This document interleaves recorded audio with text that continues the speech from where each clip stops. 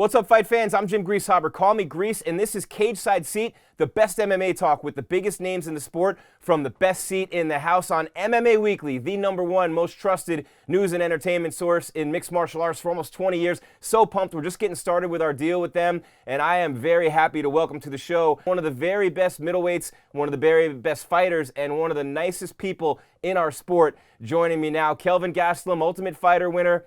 Came so close against Israel Adesanya to being the interim middleweight UFC champ in one of the greatest fights of all time that we've ever seen. Every time KG gets in the octagon, you know you're going to get the best from him. And man, from Yuma, Arizona, KG, and out there living the Southern Cali life, I appreciate you joining me today to talk about what you got going on and to break down this huge fight in your division, brother. How you been? Doing well, Jim. Thanks for having me on, brother. I appreciate the kind words, brother.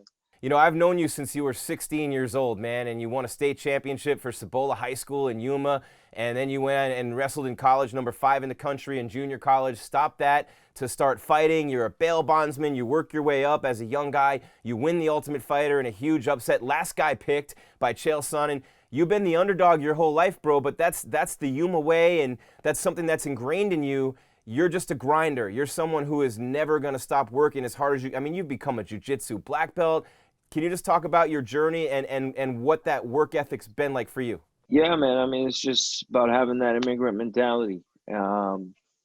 Always grinding, always working, always striving towards something, and that's just the story of my life. Even when we fall down and we make mistakes, we dust ourselves off and we keep marching and we keep going forward no matter what, and that's in life just as well as in a fight. So that's what you get out of me. Yeah, man, you've had a little bit of bad luck lately. I mean, you had that classic all-time fight against Izzy, and I thought you had it won in the 4th round. I'm always telling you that, and I'm sorry if I'm reminding you, but, man, that's one of the best fights I've ever seen against a guy who's never lost and a world-class fighter in Adesanya, and you destroyed Tim Kennedy, and you beat Jacare in Brazil, and the experiences that you've lived being on The Ultimate Fighter. Did you ever think, as a young kid growing up in Yuma, and maybe the better question is, when you were growing up in Yuma, when did you realize that you could potentially do such big things with your life, and how did you get there? Well, I mean, I believe as a kid, you always believe that you always believe and you always dream of these things to happen, and so it's no surprise that they are happening. Um, it's just more of the stuff along the way. The journey is what surprises you. That's the good stuff. That's the hard part. And that's what you don't realize, is where the good stuff happens. And so I've learned a lot along the way, met some great people along the way. And that's been probably my favorite part along the journey is meeting the people that I meeting people like yourself, Jim, who have seen me from a young boy to now almost pretty much a man. I'm almost 29 years old pretty soon, and man, everybody's seen me grow up right in front of their eyes, and man, I've been forged in the fire, I think, as they say, and man, it's made me who I am, so it is what it is. The fire, literally, in the summer in Yuma, Arizona, man. I'm in Phoenix half the time, in Vegas the rest of the time, and it's almost the same, but Yuma's a whole nother level of hot. But for you, man, one thing that I've always seen with you is you're really centered and grounded, and you have some strong family support in your life. Your mom, your sister, you're going back to Yuma all the time, and I'd imagine not only did they play a big role in helping you become who you are, but to help you overcome the things that you've had to overcome in life, not only as a kid growing up, but also the setbacks that you have along the way, which, it sucks when you lose a fight. It sucks when you have a chance to be a champ and you don't quite get there, but it's a lot worse for a lot of other people who didn't make it out of a place like Yuma, Arizona, who didn't get the opportunity and create it for themselves to live a life of their dreams because they just never figured out how. And I know that that's something you're passionate about, trying to figure out how to help more people do what you did and get out of a place like that, create a great life for themselves. Absolutely, and one of my coaches is actually trying to make a school where we help out kids, through wrestling. We help them, go to school and basically like a charter school for wrestling. Another thing about a mom and a sister, as you get close to 30, man, like you get a little bit older and your mom and your sister start pressuring you, man. You getting a little heat for this right now? Nothing? No, not even close. Not even close. I'm only saying it because my little brother's getting married today, KG. He's 40 and he's tying the knot finally. No, knock on wood. He's 40. I still got quite a bit to go for that to happen. Man, you're living out in Southern Cali. You're living the life and enjoying it, man, and you should be. And you said meeting people like me, but you get to hang out with people like Verdum and, I mean, just a guy like him and the coaches, Rafael Master Cordero. Just, for a kid from Yuma to soak all this in, to be able to learn from such incredible people, and not only that, to pass it on to the younger people who come through the gym. And you're there. I see you training with Verdum, but I also see you training all the time with younger guys and helping them out. Yeah, it's something that I like to do, and whenever I can give back, whenever I can do to help out, whenever I can. Uh, it doesn't happen all the time, but it's something that I like to do.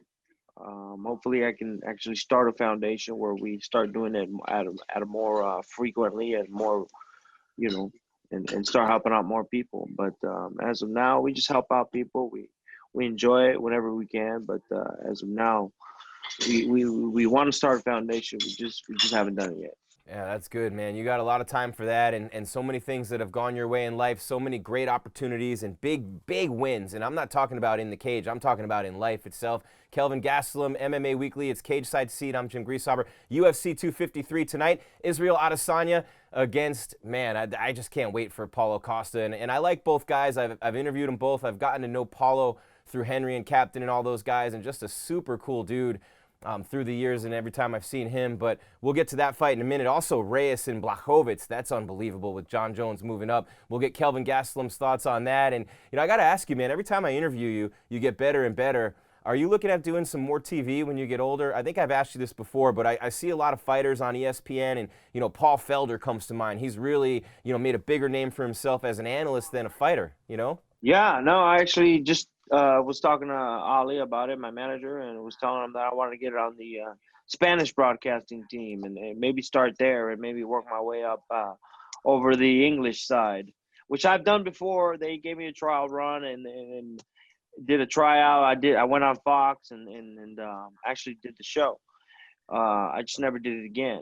I think I was just concentrated more on fighting, but I was doing really well in the broadcasting, Spanish and English, but I think I want to get back into it. I stopped because I was really concentrating on fighting for the title, but I think I want to do it again. It was something that I actually really enjoy doing, and something that I probably will be doing in the future. You're coming off a disappointing loss where, I mean, everyone gets caught in a submission once in a while, and I know you were real disappointed with that, but you're still one of the most dangerous men on the planet and in that division. How do you see your path back toward that title shot, which I know is still a big goal of yours? I think right now at this point, I don't know if it really matters who I fight. In my mind, I mean, it could be the number one contender, it could be the number 15 guy, it could be the number 20 guy. It doesn't really matter. I have to get a win no matter who it is. Yeah, no doubt. And that's something that I know you're focused on and you're training all the time. I want to ask you about something inside of you, KG. And we talked about, growing up in Yuma and doing the things you've done in your life when you go through adversity. Because with COVID, I've been through so much shit this year. It's crazy, man. Personally and professionally, we all have those moments and we all have those peaks and valleys. And, Jay-Z has a line. He says, one day you're up, next day you're down. Long as you stay the same, it'll come back around. So what are a couple of the things that you do to keep yourself on track when things aren't going your way? For anybody out there who's struggling, and maybe their struggle is they can't put food on the table, so they listen to guys like you and they look up to you and they want to know what it is you do as an individual athlete with the whole world watching you and so many people relying on you when you get down to pick yourself back up and keep moving forward. To be honest, I rely a lot on faith, and I don't know if people are religious or not. I'm not like entirely too religious, but I grew up in the church. My mom's very, very religious, and yeah, I just. But at the same time, I feel like I do believe there's a God. I do believe there's a higher power, and that's what I rely on, man. I mean, I rely on God. I rely on my faith. I rely on my family to help me get through these tough situations. And I just know that, just as much as the good times are going to come around, so will the bad times, and they'll come around. and they'll be done.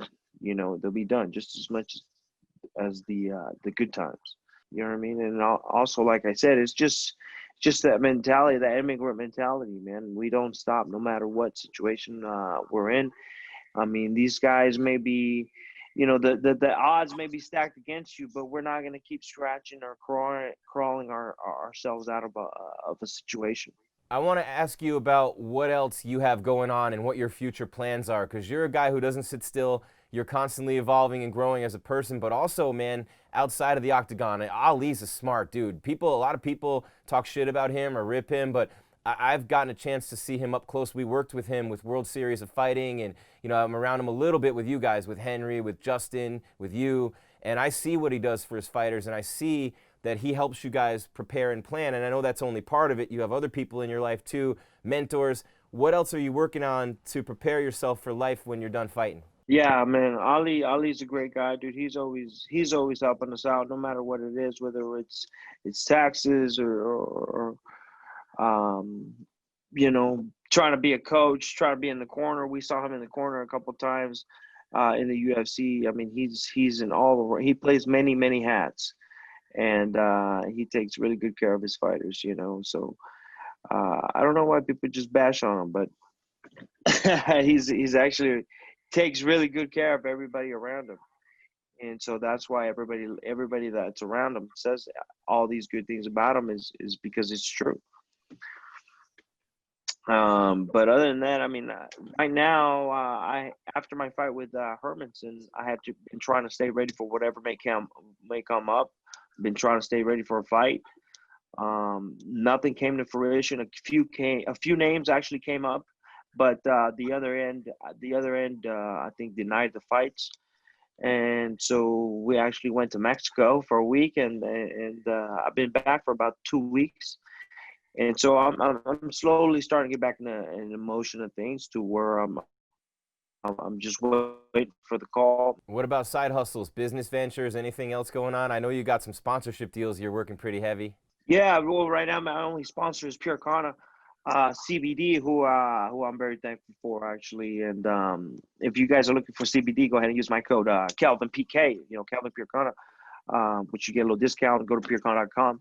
They have always been really good to me, and they actually really have some really good products. Probably some of the best product that I've seen regarded in CBD. And I'm not a huge CBD guy, but this has been some of the best product that I've actually tried because I've tried plenty. So there you have it, Kelvin Gastelum, KG, man. Hey, before we let you go, and you're always great with me and all these years of interviews with you, man, anything else you want to say to your fans out there? There's a lot of them watching right here. Cage Side Seat on MMA Weekly.